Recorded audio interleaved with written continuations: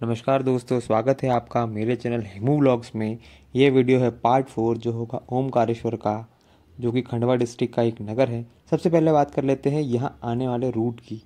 अगर आप by air आना चाहते हैं तो आपको इंदौर इंटरनेशनल एयरपोर्ट से 79 किलोमीटर दूर पड़ता है खंडवा। और अगर आप बाई ट्रेन आना चाहते हैं तो ये खंडवा से 70 किलोमीटर्स की दूरी पर है।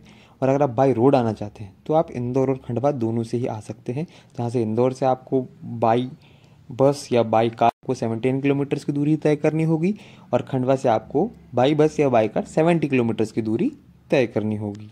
ओमकारेश्वर के महाकाल का यह शिव मंदिर भारत के 12 ज्योतिर्लिंगों में से एक है।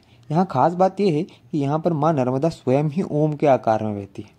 हिंदुओं में सभी तीर्थ दर्शन के बाद ओमकारेश्वर के दर्शन और पूजन का विशेष महत्व है। तीर्थयात्री सभी तीर्थों का जल लाकर ओमकारेश्वर में अर्पित करते हैं, तभी उनके सारे तीर्थों को पूर्ण माना जाता है, अन्यथा वे अधूरे ही माने जाते हैं। ओमकार ज्योतिर्लिंग के पीछे धार्मिक मान्यता है कि राजा मांधाता ने नर्मदा नदी के किनारे इस टापू पर शिव भगवान को प्रसन्न करने के लिए तपस्या स्टार्ट कर दी। जब शिव भगवान प्रसन्न हुए तो उन्होंने शिव भगवान से ये वरदान मांगा कि वो हमेशा के लिए ही यहाँ निवास करने लगे। शिव भगवान इनकी इस तपस्या से खुश हो गए और वहाँ रहने के लिए मान गए। तब से इस प्रसिद्ध तीर्थ को ओमकार मांधाता के नाम से जाना जाने लगा।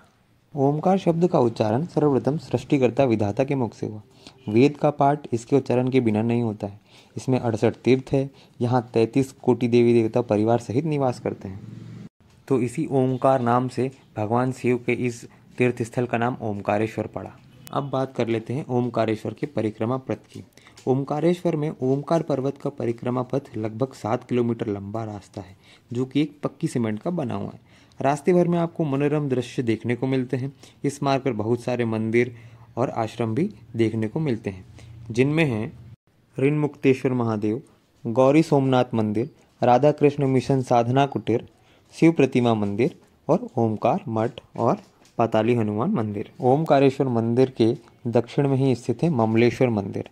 पत्थर के बेहतरीन काम वाला यह मंदिर अब आर्कियोलॉजिकल सर्वे ऑफ इंडिया के अधीन है। देवी अहिल्याबाई के समय से ही यहाँ शिव पार्थिव पूजन होता आ रहा है। 22 ब्राह्मण प्रतिदिन 1.25 लाख पार्थिव शिव पूजन लिंगों द्वारा ममलेश्वर महादेव का पूजन किया जाता है। इसका भुगतान ब्राह्मणों को दान पारिश्रमिक भुगतान होलकर राज्य द्वारा किया जाता था। वर्तमान में यह संख्या 11 और अब 5 ब्राह्मणों की ही रह गई है। ममलेश्वर महादेव मंदिर के पीछे एक धार्मिक मान्यता यह भी है कि पांडव अज्ञातवास के दौरान जब उनकी माता कुंती रेत के शिवलिंग बनाकर पूजा किया करती थी, तो यह देखकर पांडवों ने उनसे कहा कि आप शिवालय जाकर पूजा क्यों नहीं करती। तब इस पर कुंती ने कहा कि यहाँ सारे शिवालय कौरवों द्वारा बनाए गए हैं। इस कारण पांडवों ने कई शिव मंदिरों का निर्माण किया, उनमें से एक ममलेश्वर भी है। कुंती की भक्ति से खुश होकर शंकर जी ने स्वयं दर्शन देकर उन्हें ममलेश्वर को ओमकारेश्वर जितने ज्योतिर्लिंग का दर्जा प्राप्त किया था। ऐसा माना जाता है कि ओमकारेश्वर के दर्शन के पश्चात ममलेश्वर का दर्शन भी उतना ही महत्वपूर्ण और जरूरी है। दोस्तों, ओमकारेश्वर तीर्थ के साथ साथ नर्मदा जी का भी एक विशेष स्थान है। ऐसा धार्मिक मान्यता है कि जमुना जी के 15 दिन के स्नान और गंगा जी के 7 दिन के स्नान से जो फल प्राप्त होता है, उतना पुण्य फल माँ नर्मदा के दर्शन मात्र से ही प्राप्त हो जाता है। दोस्तों, ओमकारेश्वर दर्शन, ममलेश्वर दर्शन और ओमकारेश्वर परिक्रमा पथ में आने वाले मंदिरों के अलावा जो मंदिर रहते हैं वे हैं अन्नपूर्णा मंदिर, विष्णु मंदिर और श्री राम मंदिर। इन मंदिरों के दर्शन के बाद हमारी ओमकारेश्वर की यात्रा पूर्ण हो जाती है। दोस्तों, अगर आप संपूर्ण ओमकारेश्वर दर्शन करना चाहते हैं तो इसके लिए आपको 2 दिन का समय लेकर आना चाहिए।